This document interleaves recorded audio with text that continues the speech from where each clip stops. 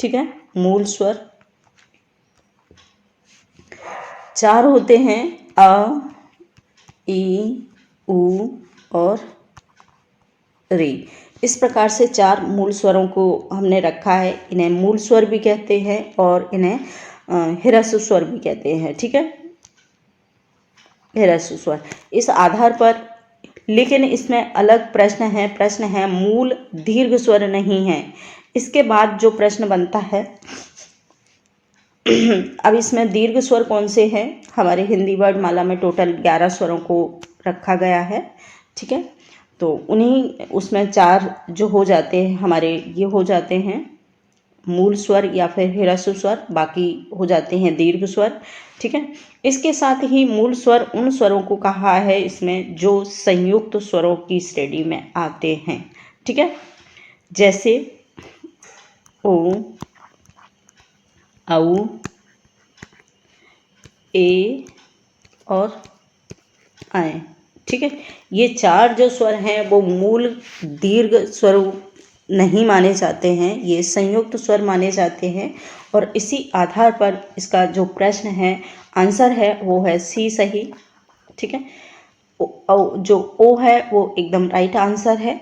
इसके बाद नेक्स्ट दूसरा प्रश्न है, हिंदी में ध्वनियाँ कितने प्रकार की होती हैं? अब थोड़ा सा देख के हमें कंफ्यूज हो जाएगा कि भैया हमने ध्वनियाँ तो हिंदी में नहीं पढ़ी हैं और ये कौन सा प्रश्न बन गया है। लेकिन कॉमन सा प्रश्न है, केवल भाषा ही थोड़ा सा अंतर है भाषा का, तो समझने की कोशिश करिएगा।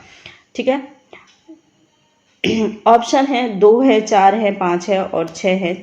4 ऑप्शन है, तो आंसर जो हो जाएगा हमारा 2 सही हो जाएगा, स्वर और व्यंजन। ठीक है, व्यंजन, ये 2 ही प्रकार होते हैं हमारी हिंदी वर्णमाला की ध्वनियों के।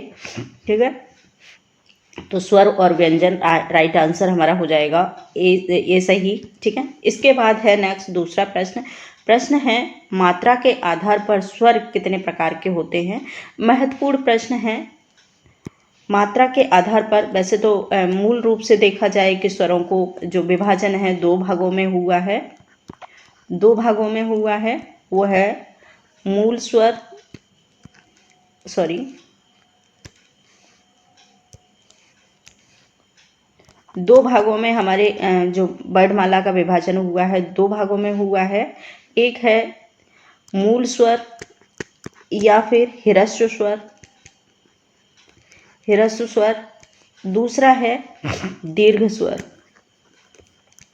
ये 2 प्रकार से हमारी जो भाषा में स्वरों का विभाजन है 2 प्रकार से हुआ है, लेकिन मात्रा के आधार पर करते हैं तो कहीं ना कहीं 3 भागों में बांटते हैं इसको।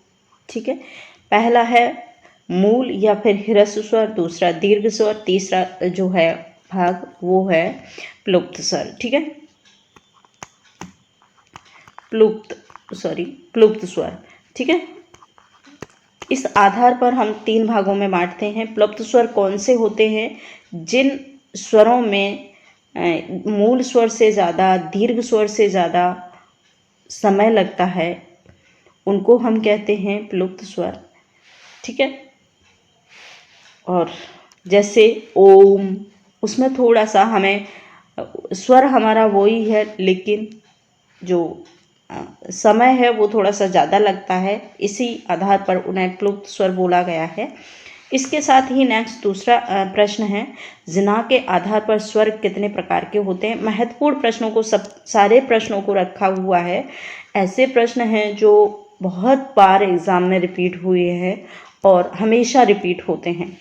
ठीक है, जिना के आधार पर, ठीक है, किस प्रकार से स्वरों का विभाजन हुआ है ये आप समझ लीजिएगा। ऑप्शन है 2 है, 3 है, 4 है और 6 है। 4 ऑप्शन है, तो आंसर जो हो जाएगा इसका हो जाएगा बी सही, यानी कि 3 सही है। ठीक है, 3 भागों में बांटा है जिना के आधार पर। जिना का मतलब होता है जीभ के आधार पर स्वरों का जो विभाजन है वो 3 प्रकार से होता है। पहला है अग्र स्वर, दूसरा है मध्य स्वर और तीसरा है पश्च स्वर। ठीक है। इस आधार पर हम स्वरों का विभाजन किया है जना के आधार पर, तो आप लोग समझिएगा। ठीक है। इसके बाद नेक्स्ट दूसरा प्रश्न है। अगर इस प्रश्न को समझाने बैठेंगे तो सारा का सारा टाइम जो है एक प्रश्न में ही निकल जाएगा, लेकिन अभी आप इतना ही समझिएगा।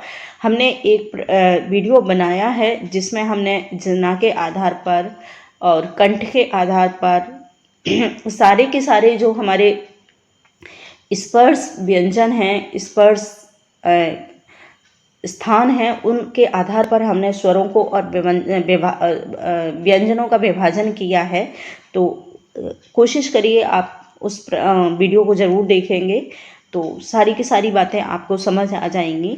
लेकिन यहाँ प्रश्न इतना ही समझिएगा कि जना के आधार पर स्वरों का विभाजन 3 प्रकार से हुआ है, अग्र स्वर, मध्य स्वर और पश्च स्वर। ठीक है। इसके बाद नेक्स्ट दूसरा प्रश्न बनता है। प्रश्न है, एक से अधिक वर्डों के मेल को क्या कहते हैं? ठीक है।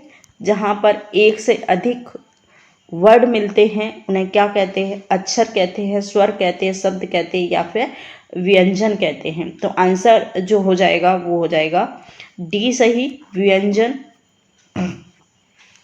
व्यंजन हमेशा किसी 2 वर्डों के मेल से ही बना है, क्योंकि का अगर हम कहेंगे तो इसमें 2 हैं, का प्लस आ। कोई भी हम हिंदी विभाजन का वर्णमाला का वर्ड लेंगे उसमें सब में मेल से ही बने हैं, किसी न किसी के मेल से बने हुए हैं। तो आप समझिएगा कि मेल को कहते हैं। ठीक है। एक से अधिक मेल को क्या कहते हैं? तो वो व्यंजन है। स्वर अपने आप में स्वतंत्र माने गए हैं, इन्होंने किसी की सहायता से नहीं बोले जाते हैं स्वर, और इन्हें स्वतंत्र रूप से अलग किया गया है। व्यंजन लेकिन हमेशा स्वरों की सहायता से बोले जाते हैं। ठीक है। इसके बाद है प्रश्न नंबर 6, ई चा झा जा झा आदि उच्चारण किससे होते हैं? आदि जो वर्ड हैं इनका उच्चारण किस स्थान से होता है, ये हमको बताना है। ऑप्शन है, कंठ से होता है, मूर्धन से होता है, ओष्ठ से होता है या फिर तालव्य से होता है। तो आंसर जो हो जाएगा वो हो जाएगा डी सही, तालव्य से ही ई चा छा जा झा और या ये व्यंजन हैं, सारे के सारे तालव्य व्यंजन हैं। और इसका एक सूत्र है, सूत्र भी आप याद रखिएगा, ई चू ई शा ईशा नाम तालव्य। ठीक है। तालु, ईजु ईशा नाम तालु। इस प्रकार से इस सूत्र को अगर हम याद करेंगे तो जो तालव्य व्यंजन के जितने भी वर्ड हैं, जितने भी स्वर हैं, जितने भी व्यंजन हैं, सारे के सारे आ जाते हैं। ई से आता है हमारा ई और ई दोनों हो। चा से आता है चा वर्ड के सारे व्यंजन। ठीक है। और शा से ये शीटी वाला सा आ जाता है और ये इसके साथ ही ये आते हैं, ईचू ईशा नाम तालु। इस प्रकार से हम इन तालव्य व्यंजनों को याद कर सकते हैं सूत्र के आधार पर। तो आंसर हमारा जो हो जाएगा डी सही हो जाएगा, तालव्य। ठीक है। इसके बाद प्रश्न है हमारा 7। प्रश्न है, जिन का उच्चारण स्वतंत्रता से होता है और जो व्यंजन के उच्चारण में सहायक होते हैं उसे क्या कहते हैं? वही प्रश्न है, बस भाषा थोड़ी चेंज है, लैंग्वेज का थोड़ा सा अंतर किया हुआ है इन प्रश्नों में, और उसी के आधार पर हम समझ सकते हैं कि इसका आंसर क्या हो सकता है। आप ज़रूर गैस करके बताइएगा। ऑप्शन है, स्वर है, सर्वनाम है, संज्ञा है, उपसर्ग है, 4 ऑप्शन है। तो आंसर जो हो जाएगा वो हो जाएगा हमारा ए सही, स्वर हमेशा किसी की सहायता से नहीं बोले जाते हैं, ये हमेशा स्वतंत्र होते हैं अपने आप में उच्चारण करने के लिए। तो आंसर हमारा ए सही है, यानी कि स्वर। इसके बाद है प्रश्न नंबर 8। प्रश्न है, निम्नलिखित में से कौन दीर्घ स्वर नहीं है? इसमें दीर्घ स्वर बताना है। तो आंसर जो हो जाएगा वो हो जाएगा, सॉरी इसमें थोड़ा सा गड़बड़ लग रहा है मुझे। इसका जो आंसर है वो है ए सही, ई, यानी कि ये दीर्घ स्वर नहीं है, इसमें आंसर गलत दिया हुआ है, तो आप लोग इसको माइंड ना करें। इसका जो आंसर राइट आंसर वो होगा ए सही, क्योंकि जो ए है यानी कि ई है, ये है एक मूल स्वर है, यानी कि ह्रस्व स्वर है। बाकी ये तीनों स्वर मूल स्वर में आते हैं, और आंसर जो होगा वो होगा फर्स्ट ए सही। ठीक है, इसके बाद नेक्स्ट दूसरा प्रश्न है, निम्नलिखित में से कौन अंतस्थ व्यंजन कौन सा है। ये दो बार कौन कौन लिखा हुआ है, तो इसलिए आप इसको कट कर दीजिएगा इस वाले को। ठीक है, अंतस्थ व्यंजन कौन सा है तो समझ सकते हैं आप लोग।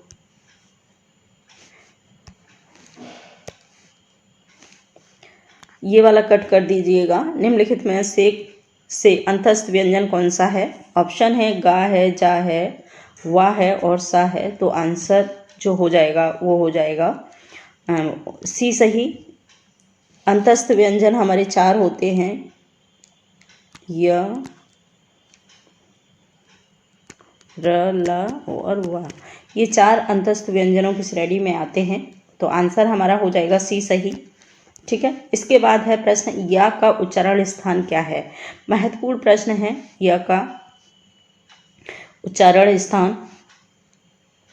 ऑप्शन है ओष्ठ है, दांत है, मूर्ध है, तालु है, चार ऑप्शन है। तो ऊपर हमने जो उसका सूत्र दिया हुआ था, ईचु यशा नाम तालु। ठीक है, तो इसमें या और श दोनों ही आते हैं, और ई और ई ये इस प्रकार से तालु में आ जाते हैं, बाकी चा वर्ड के सारे व्यंजन। ठीक है, तो आंसर जो हो जाएगा डी सही हो जाएगा, या। ठीक है, तालु। इसके बाद प्रश्न है नेक्स्ट दूसरा प्रश्न है, काकल्य वर्ड कौन सा है। महत्वपूर्ण प्रश्न है, काकल्य वर्ड बहुत बार आता है, और बस थोड़ा सा कन्फ्यूजन की वजह से ये हमेशा छूट जाते हैं बच्चों से। तो कोशिश करिए इन जो लैंग्वेज को ध्यान में रखिएगा। काकल्य वर्ड कौन सा है। ऑप्शन है या है, शा है, हा है और है ड़ा। ठीक है, चार है ऑप्शन है, तो आंसर जो हो जाएगा हमारा हा हो जाएगा। हा एक काकल्य व्यंजन में आता है। ठीक है, आंसर हमारा सी सही हो जाएगा। इसके बाद है नेक्स्ट दूसरा प्रश्न है, अंतस्थ और ऊष्म में कितने वर्ण होते हैं। अंतस्थ और ऊष्म व्यंजन टोटल कितने होते हैं ये पूछा है, तो आंसर जो हो जाएगा वो हो जाएगा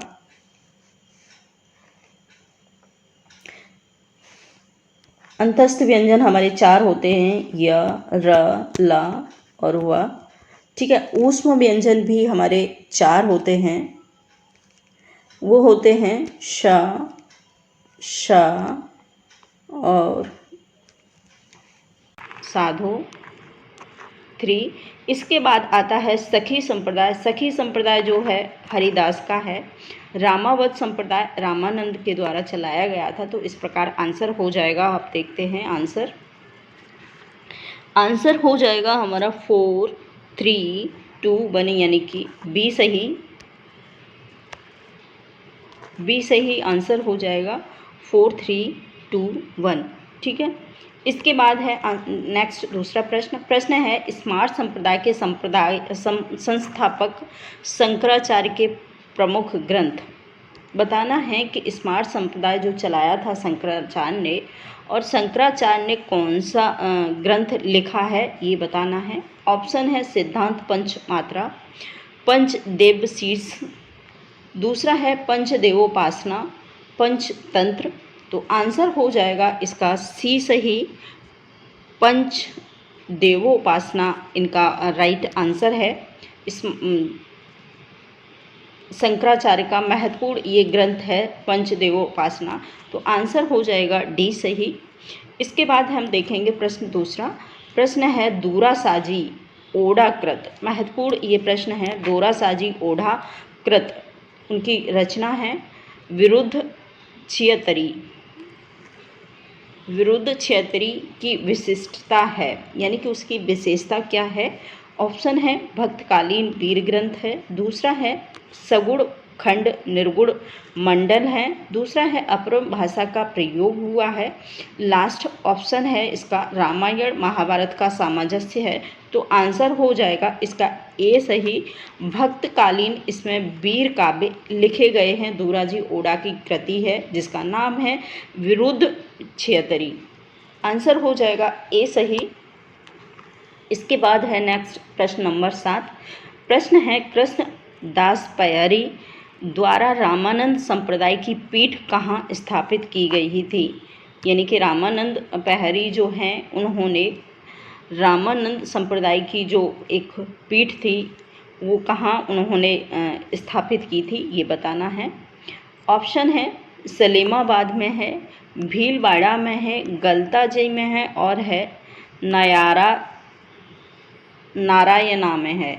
आंसर हो जाएगा इसका सी सही। गलताजी जयपुर में एक जगह है और वहीं पर इस जो कृष्णदास पयरी ने इस रामानंद संप्रदाय की पीठ स्थापित की है वो गलताजी में है। तो आंसर हो जाएगा सी सही। इसके बाद नेक्स्ट दूसरा प्रश्न है। प्रश्न है हिंदी काव्य में सर्वप्रथम कृष्ण भक्ति का प्रचार करने वाले आचार्य कौन हैं। यानी कि सबसे पहले कृष्ण भक्ति काव्य धारा का प्रचार प्रसार किसने आरंभ किया था। महत्वपूर्ण प्रश्न है ये एग्ज़ाम के लिए, तो सभी से निवेदन है इस प्रश्न को नोट जरूर करें अपने नोट्स में। ऑप्शन है इसका माधवाचार्य, रामानंद और राघवाचार्य आंसर है और विद्यापति। लास्ट जो ऑप्शन है डी आंसर जो ऑप्शन है वो है विद्यापति। आंसर हो जाएगा इसका ए सही। माधवाचार्य द्वारा ही कृष्ण भक्ति शाखा का सबसे पहले प्रचार प्रसार स्थापित किया गया था। तो आंसर इसका हो जाएगा माधवाचार्य। इसके बाद है नेक्स्ट दूसरा प्रश्न। प्रश्न है सूरदास के पश्चात। बहुत ही महत्वपूर्ण प्रश्न है ये, इस प्रश्न को ज़रूर आप नोट करेंगे स्टार लगाकर। वह अच्छा प्रश्न है एग्ज़ाम के लिए। तो सूरदास के पश्चात वात्सल रस का सर्वप्रथम चित्रण सर्वश्रेष्ठ चित्रण किसने करने वाले भक्त कवि हैं। यानी कि एक तो भक्तकालीन जो संत हुए हैं भक्तकाल सूरदास जी, उन्होंने कृष्ण का बहुत ही मनोहर वात्सल्य चित्रण किया है। इसके बाद प्रश्न है पूछा है कि उनके बाद किसने किया है। तो ऑप्शन है हमारे, ऑप्शन सुन लीजिए। ऑप्शन है रामानंद है, परमानंद है, छित स्वामी हैं और हैं कुम्मन दास। और आंसर हो जाएगा जो इसका वो है परमानंद दास, भी सही है।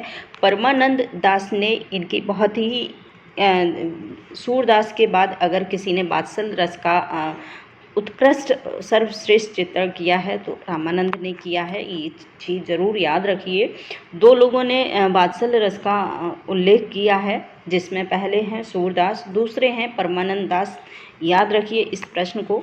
इसके बाद आता है नेक्स्ट दूसरा प्रश्न। प्रश्न नंबर 10 है। प्रश्न है निम्नलिखित में से प्राचीन संप्रदाय है। सबसे प्राचीन संप्रदाय बताना है। ऑप्शन है ब्रह्म संप्रदाय है, परम ब्रह्म संप्रदाय है और है उदासी संप्रदाय, निरंजनी संप्रदाय। आंसर हो जाएगा इसका ए सही। ब्रह्म संप्रदाय ही सबसे प्राचीनतम संप्रदाय माना गया है भक्तकालीन समय सीमा में। तो आंसर हो जाएगा हमारा ए सही। इसके बाद है नेक्स्ट दूसरा प्रश्न। प्रश्न है ब्रह्म संप्रदाय के प्रवर्तक कौन हैं। अच्छा प्रश्न है। ब्रह्म संप्रदाय किसके द्वारा चलाया गया था। ऑप्शन है दादू दयाल, माधवाचार्य, नामदेव और हैं शंकराचार्य। तो आंसर हो जाएगा इसका माधवाचार्य,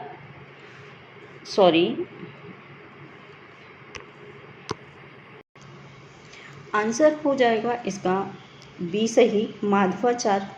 ब्रह्म संप्रदाय माधवाचार्य के द्वारा चलाया गया था। इसे माधव संप्रदाय भी कहा जाता है, ब्रह्म संप्रदाय भी कहा जाता है, तो इस संप्रदाय भी कहा जाता है।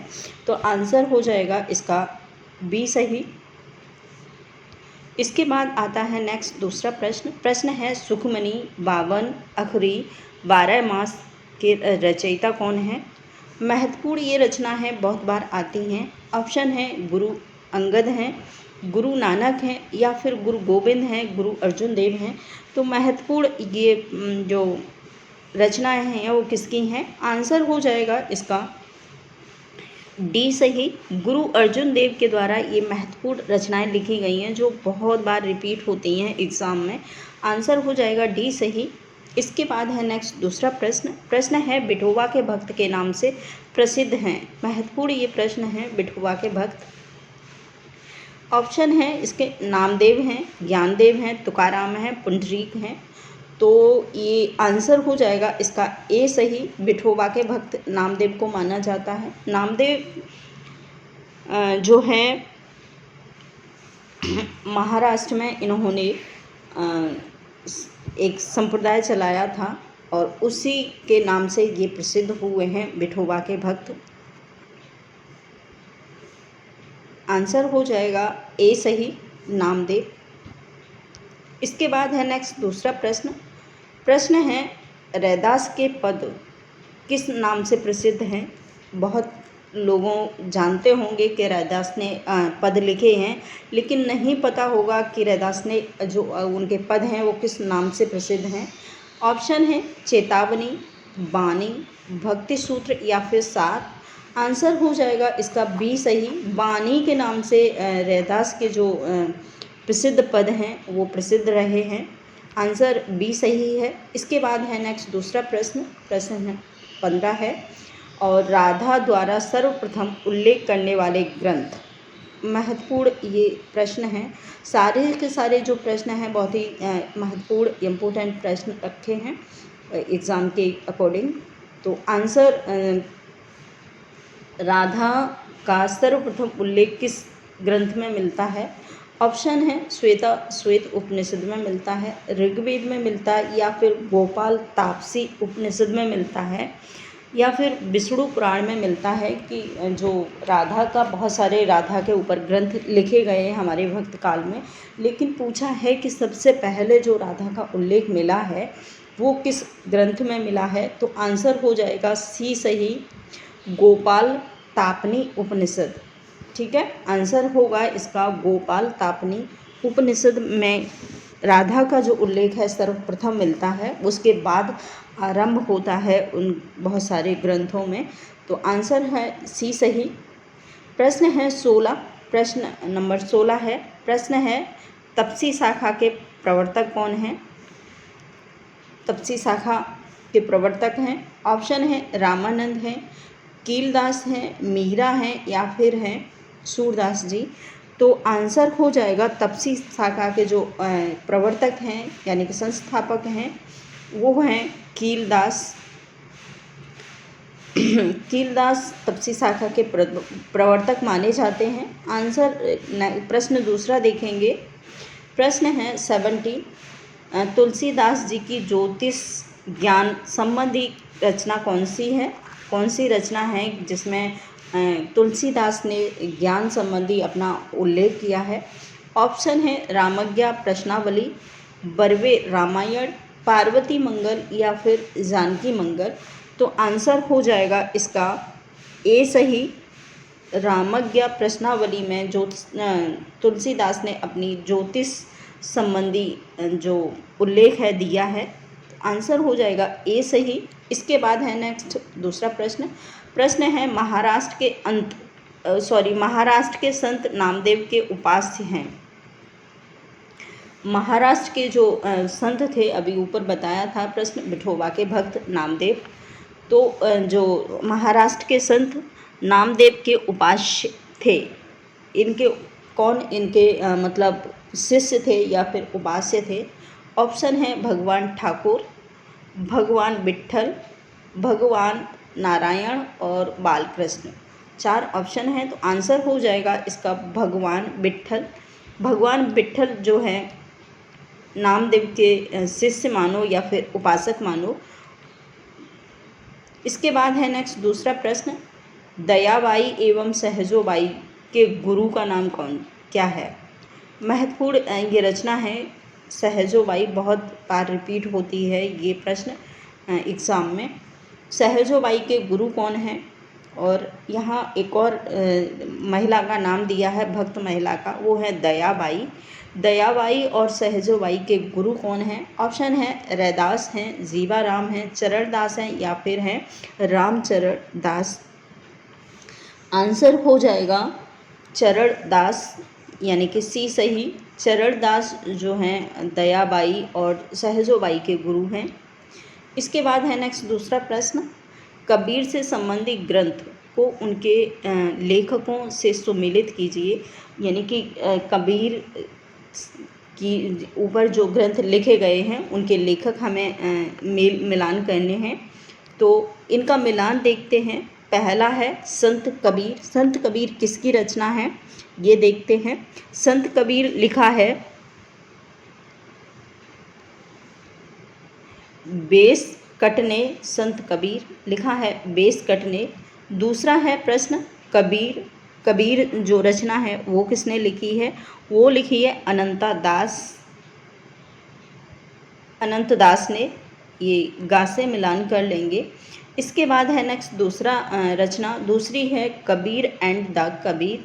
ये किसकी रचना है? ये है राम कुमार वर्मा के द्वारा लिखी महत्वपूर्ण रचना है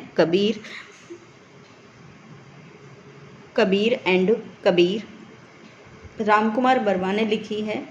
लास्ट है कबीर परचही, बहुत बार आती है एग्ज़ाम में कबीर परचही। ये हजारी प्रसाद द्विवेदी के द्वारा लिखी हुई है। तो आंसर हो जाएगा हमारा, आंसर हो जाएगा 2, 3, 4, 1, यानी कि फर्स्ट आंसर हो जाएगा हमारा फर्स्ट सही। इसके बाद है नेक्स्ट दूसरा प्रश्न, वाल्मीकि रामायण का बांग्ला अनुवाद किसने किया है? ये भी प्रश्न बहुत ही महत्वपूर्ण है। बांग्ला अनुवाद वाल्मीकि रामायण का किसने किया है?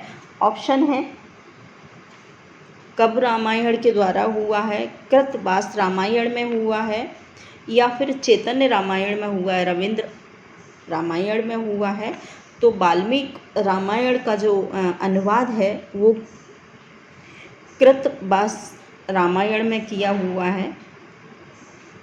और कब जो रामायण है वो कब के द्वारा लिखी गई है, और बांग्ला में जो अनुवाद हुआ है वो कृतवास रामायण के नाम से हुआ है। तो आंसर हो जाएगा बी सही। इसके बाद है एक और महत्वपूर्ण प्रश्न है कारण ब्रह्म की कल्पना सूक्ष्म चित्र और कार्य ब्रह्म की कल्पना अचित के रूप में मानकर चित्त और अचित से विशिष्ट निरूपण कर परमात्मा चित्त और अचित के संबंध में व्याख्या करने वाला सिद्धांत है। महत्वपूर्ण ये सिद्धांत दिया हुआ है व्याख्या के साथ।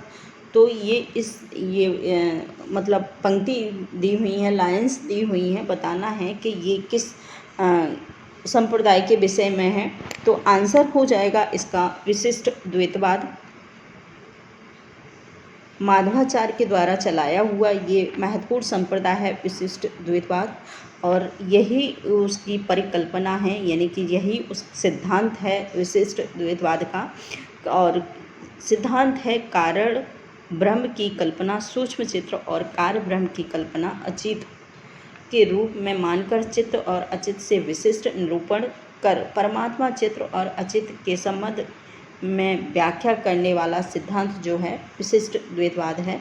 इसके बाद है नेक्स्ट दूसरा प्रश्न है एक उदाहरण के अंतर्गत घट को मिट्टी का बना होने पर भी मिट्टी से शुद्ध मानने वाला सिद्धांत है। महत्वपूर्ण ये प्रश्न है। ऑप्शन है द्वैतवाद है, विशिष्ट द्वैतवाद है, द्वैतवाद है, द्वैतवाद है, अद्वैतवाद है और है शुद्धाद्वैतवाद। तो आंसर जो हो जाएगा इसका शुद्धाद्वैतवाद। शुद्धाद्वैतवाद माधवाचार्य के द्वारा चलाया गया संप्रदाय है। तो ये उसी संप्रदाय का एक आधार है।